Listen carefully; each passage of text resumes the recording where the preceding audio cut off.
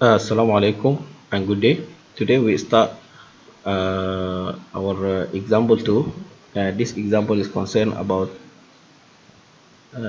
actually focusing in extending the lab module 2 to connect the node to connect all the nodes with a network hub. So first of all, we need to import the old project. So you go file, import. Okay, this one you see like this. Then you go general existing projects into workspace. Here you browse where you put the lab module. I put it somewhere here. Okay, since it's in my teaching, that is my project. Make sure this one is ticked. Copy project into workspace, just to save the time for linking the project. Here we finish. Then our project is ready. Let's say inside our project, the first thing we do is we build the project to make sure there is no problem inside the imported one, and at least to make sure the basic essential things are already installed. So let's take a look at the project. The project here, this is from lab 2. It consists of application, data link, transport, and devices. Okay, the application layer we implement the last time a traffic generator. The traffic generator, uh, we need to set up the application start time, the time interval. This one define the time between sending two consecutive message. On ID, which is supposed to be the identifier of the running node, and the destination ID, this is the destination where all our traffic is going for. The application layer, what we'll do is actually yeah, we need to fix this one, but let it later on. This one will calculate the number of bucket send, bucket receive, and we have a delay which is not calculated correctly. This is the byte receive, that means that the data in term of byte. Okay, the application there will start by generating a timer for sending a bucket, or generating bucket send out for a specific destination. This is a timer. So here we create a timer in our initial method. The handle message, once the timer is received, we generate an application bucket. This application bucket, we set the time stamp, which is the creation time of the bucket. We set the size, add one of the parameter inside the message, which is this one here. So we have the size and destination ID. Then once we start sending the data out, we increase the number of buckets sent by 1. This is logically, just to make a sense. Then here we send the data. This is the data that we generated, and then we send it to the transport layer, because our node is consist of 4 layers: the application layer, transport layer, I believe 3 layers, 3 layers: application layer, transport layer, and the last thing is the data link layer. Once the bucket is received at the transport layer, the transport layer is doing nothing but backing and backing and unbacking the bucket. So here, when the message is received from the application, this is the part where the bucket is received from the application. Okay, so we create our transport layer. We check and cast, that means unback the bucket, the message that received from the abstract C message module. Just we cast it into application layer bucket. Then we encapsulate it in the bucket, the going out bucket, and then we start sending it out. Okay, when the bucket is received from down, that means it's received from the MAC layer. So we do the same thing. However, the thing here is just we create the transport bucket layer, then we unback the bucket, and then we send it up to the application layer. This is for the transport layer. When we go for the data link layer, we work as a very simple MAC here. So here what we do is, okay, once the bucket is received here at the handle message, we check if it is coming from up or down. So if it is coming from up, that means it's coming from outside the node. Okay, outside the host, or going from different host inside the network. So we need to unback it, because we need to get our frame back. Then we cast it into transport layer bucket, and we send it up to the transport layer. The bucket that come from up, that means coming from the transport layer, need to be backed or encapsulated. We need to encapsulate it into our frame, the MAC layer, and then we send it out. The way that we send the bucket out here, as we can see here, we need to find out the number of connected nodes. That is why we need the number of interfaces. That is why we try to retrieve the gate size. This is the node out, this is the gate that is connected to outside the node. So whenever there is a new node, this one will be increased by 1. So now we need to know exactly the number of this gate, and then we send it to all.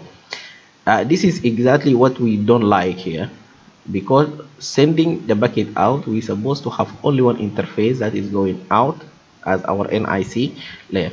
So to solve this problem, we need to create a hub or a center point. So the symbol of center point is the hub. The hub, whenever the hub receive a bucket, will redistribute the bucket to all other connected nodes inside the network. So the logic is very simple. To implement that here, we need to create our hub. So I will close everything here. I go inside my devices here, and I will create a new header file for the hub. Let's say give it hub.h.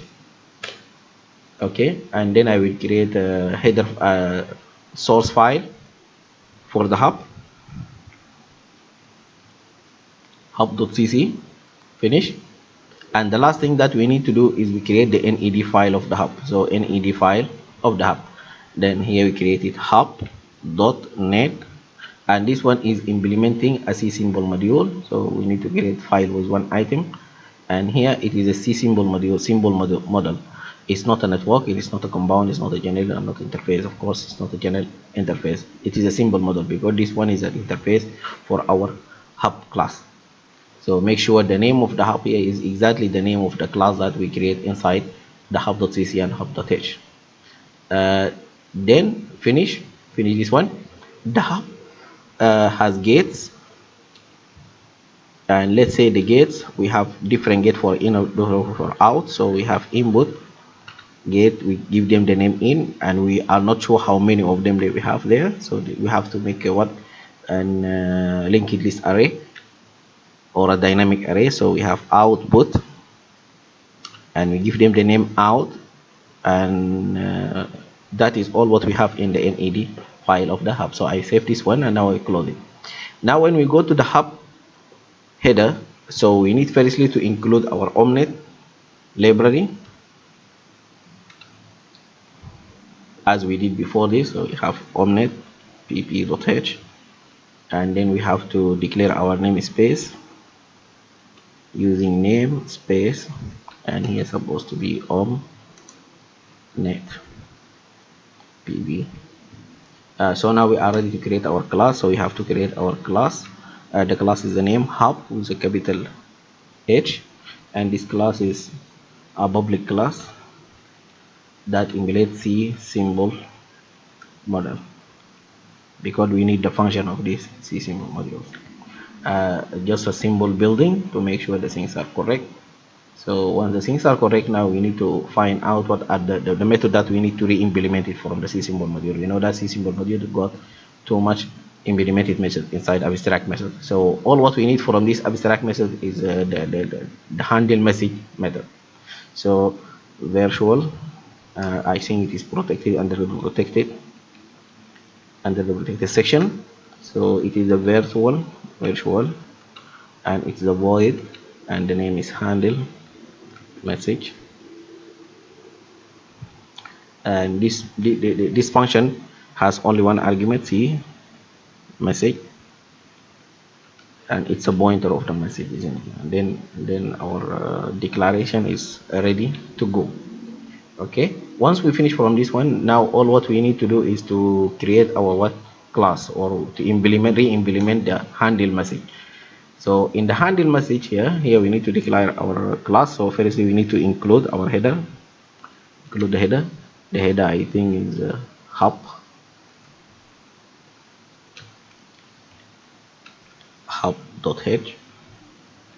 Okay, and then we define our model, define our class,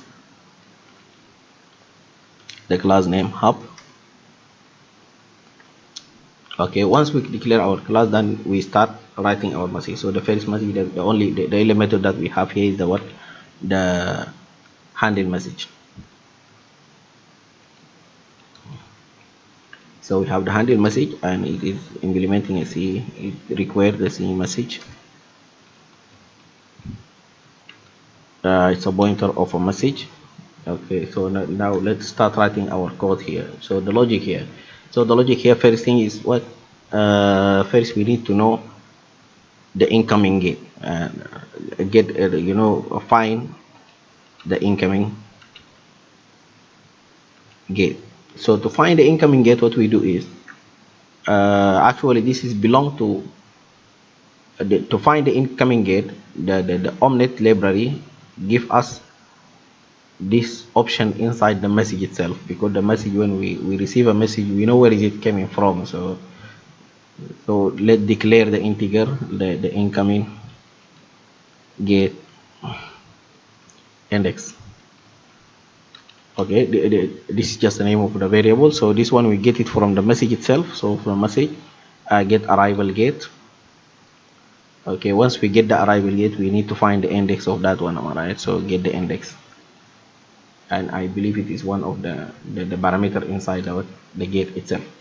So now the second thing is we need to create a loop to send the bucket out for all gates except the incoming gate. So we create a for loop.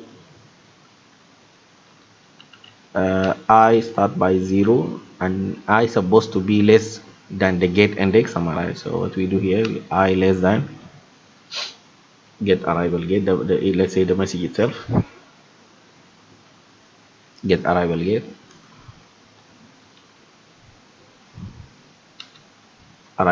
and then we need to find the size of this gate. So get vector size, because we know we declared it like a vector, am I right? So it's a vector size. So once we get the vector size, that we cannot go more than that one, then I is go plus plus. That is logically, yes, makes sense. So here let's start sending our bucket. So the message that we need to send is the message itself, but don't forget to duplicate it. Yes. And second thing, the gate that we are sending is out, and the gate must have an index, because we said it's a vector of gate. Am I right? I. Okay, that will work fine. However, this one we send to all gates, so we need to accept the gate that we receive the bucket from. So what we do here, we just add a condition. If the gate uh, is not exactly that, if the number I is not the index of the gate that we receive from, then send. Otherwise don't send. So then we just check by I. If I is not equal to the incoming gate index, incoming gate index, you send. Otherwise don't send. So that means we send for all except when it is equal. Am I right? So when it is equal, we don't send this one. Don't forget to delete your message, just for the performance of the simulation. So here we delete the message after we finish on everything we got. Once the message is run for everybody, so yeah, we need to do that. So now just build to make sure we don't miss any type of mistake or something like that. So once this one is finished, done, here now I believe that our hub is ready to work. So we go to our network and we create a new network here to test our hub. So here just give it the name hub.net, and here we are creating a network. Okay, one item, it's a network here. That is our network. So in the network here, what we do is actually we just put the hub that we created just now here. You can give it any name, makes no difference. Okay, and then we need to get our nodes. Just create node 1, and then all what we need to do, copy this one and paste it again here. We have node 2, we have node 3, we have node 4. Okay, then we connect them. So connect node 1 to the hub, and the hub to node 1, node the hub to node 2, and node 2 to the hub, the node 4 to the hub, and the hub to node 4, node 3 to the hub, and the hub to node 4. So now our network is ready. before we go any further, then we need to create an ini or running file. So this is an ordinary file. Can give it 2 because we have one here already. So next, empty file. We need to select our network. I believe this is our network. It's a hub network, exactly the one inside the example. Okay, once we're done with this one, then we finish. Okay, the second part, I believe here we have the same configuration. So I will just copy all this configuration inside here, and then I will tell you what that is. Okay, we have four nodes. So we have another node here. Okay, this is supposed to be node 4, and let's say node 4 start at time 2. That means node 1 start at 3 seconds, node 2 start at 5 seconds, node 3 I just put a number. This is starting. I will start generating traffic, and node 4 start at time is equal to 2. The on ID, this is something supposed to be unique for each node. Okay, we have another one here. So here we have node 4. What that mean? That mean each node must have an ID, something like the IP address. So you have 1, 2, 3. It's supposed to be 4. You can put any number, but make sure it is a unique for each node. The destination ID, that is where the traffic is supposed to go. Am I right? So we can put any number. So here we have 4. This one is supposed to be to one of these ones, so make sure node 1 is not sending to itself. So here I will change this one to 3, because this one node 1 supposed to send to node 3, and the other node sending to node 1. Now I'm running my simulation. Right click here, go to the run as omnet, ask you to add the configuration to your file. Then we start fixing the things one by one. So if I start running this one, error in the model, hope not to get one, it's out of index. Yeah, sorry for that. This one is happening before inside the source file devices. I'm saying that here the node here, when we declare the number of connection is equal to 1. So just to make my life easy, I will take this one here and put it inside my ini file. So what I will do, I will add declaration here for all hosts. Okay, this number of connection is equal to 1.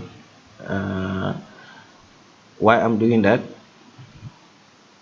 Because the one that we run it just now, we run it for different application. We assume that each in the old network here, we said, just to tell what that is, we said node 1 is connected to node 2 and node 3. So that means node 1 has 2 connections. That is why we put it before this to 2 in our old example. But in this one here, we said not each one of these nodes has only one connection. So to write up this one here, I write it up here like number of connection is equal to 1 for all hosts. So now let's just rerun the simulation. Hopefully we didn't forget something else. He said get 1 out of index.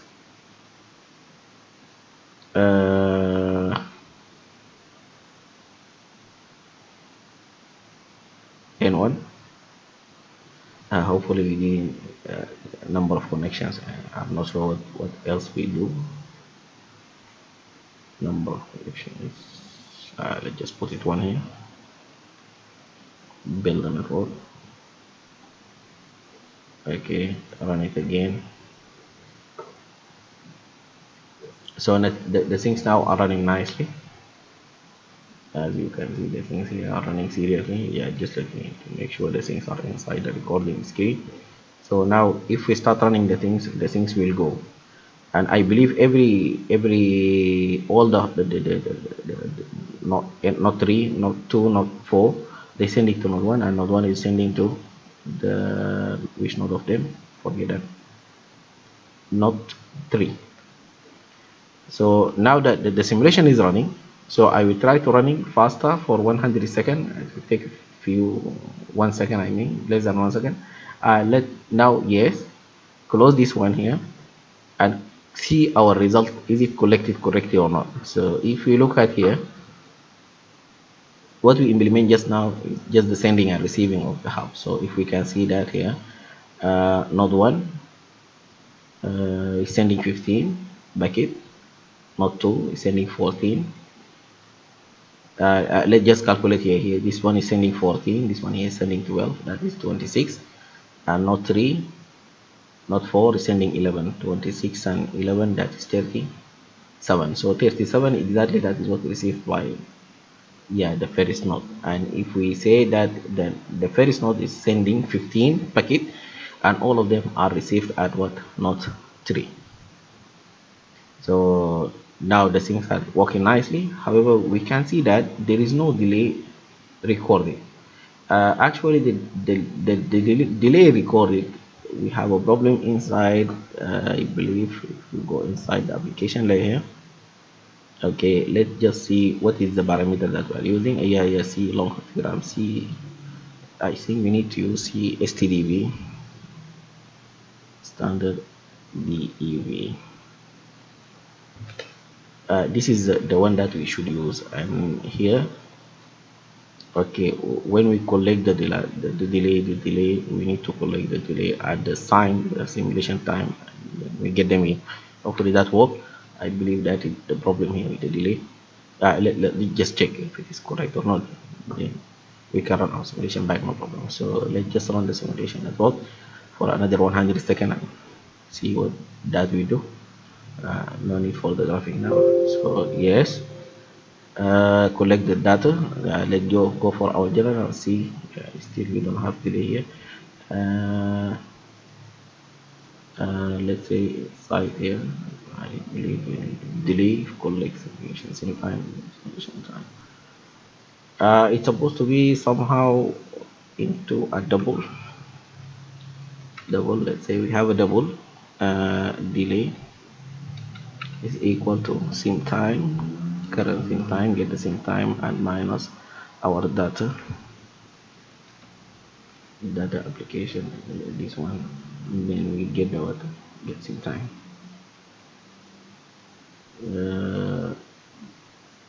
Get timestamp, I think. Timestamp, that is it. So we need to cast this one into double.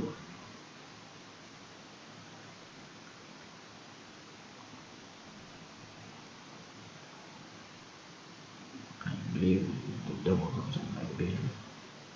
So we have our double here. Cast it into double. It is just the data structure problem here. So if it is going to double,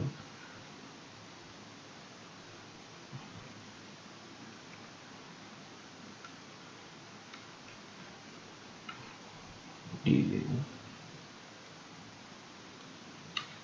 double. I believe this is the same here. Yeah, times not double. Okay, hopefully that will work. Actually, we implement no delay inside here yet. So let's just implement our delay and see if things work. Yeah. I forget that we didn't implement any delay inside our network. So that is maybe nothing happening for the delay. So we register no delay inside our network. If the things work here, nice. I don't believe it work nicely because you need to collect the earlier.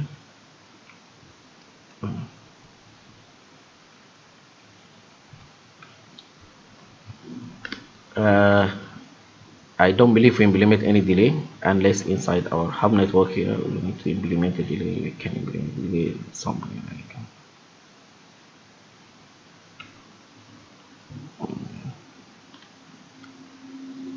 uh, delay is equal to, let's say, uh, 35 millisecond. Then we close this one. Hopefully that work. Okay, copy this one and just put it here. Put it here. Put it here. Put it here. Put that one everywhere. So now we have a delay.